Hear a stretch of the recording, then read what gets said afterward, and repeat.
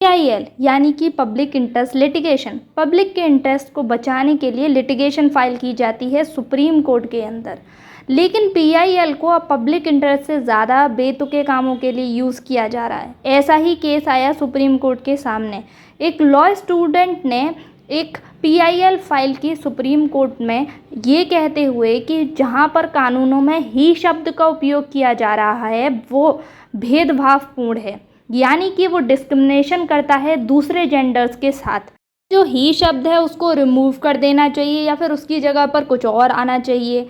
तो यहाँ पर सुप्रीम कोर्ट जवाब देती है कि ऐसी PIL जो आप फाइल करते हो ये दुर्भाग्यपूर्ण है और PIL का गलत इस्तेमाल है।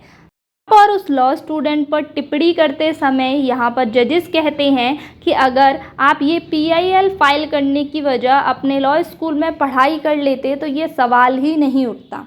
ऐसा क्यों कहा, उसका जवाब मैं आपको दूंगी। यहाँ पर आप देख रहे हैं जनरल क्लॉज एक्ट 1897 का section 13। General clause act actually ऐसा एक्ट है जो कानूनों में आपकी डेफिनेशन होती है। जिस डेफिनेशन के बारे में उस एक्ट में कुछ नहीं कहा गया तो उसका रेफरेंस हम जनरल क्लॉज एक्ट से लेते हैं।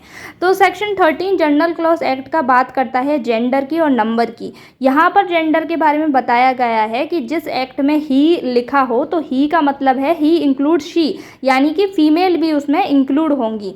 तो ये यहाँ पर बिल्कुल क्लियर है कि जहाँ ही लिखा गया है तो आप उसको सिर्फ मेल की तरह ना देखें, उसमें फीमेल भी इंक्लूडेड है, ऐसा समझा दिया गया है जनरल क्लॉज एक्ट। तो वो बच्चा जो है आर्ग्यूमेंट देता है कि कई बार हम यूज़ करते हैं चेयरमैन।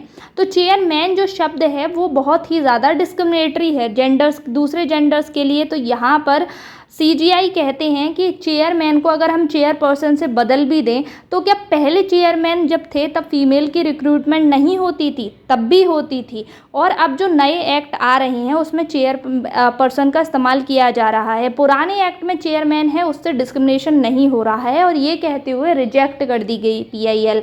देखिए ये जो PIL थी वो इतनी रिलेवेंट इसलिए नहीं थी क्योंकि जिस मुद्दे पर ये PIL फाइल की थी वो ऑलरेडी सॉल्व्ड मुद्दा है। कई ऐसे एक्ट हैं जिनमें डिस्क्रिमिनेटरी प्रोविजंस कोर्ट ने टाइम टू टाइम एड्रेस किया भी है और उसमें बदलाव भी आ रहा है। इस मुद्दे पर आप सबका क्या कहना है मुझे कमेंट सेक्शन में ज़रूर बताइएगा। तब तक के लिए जय हिंद, जय भारत।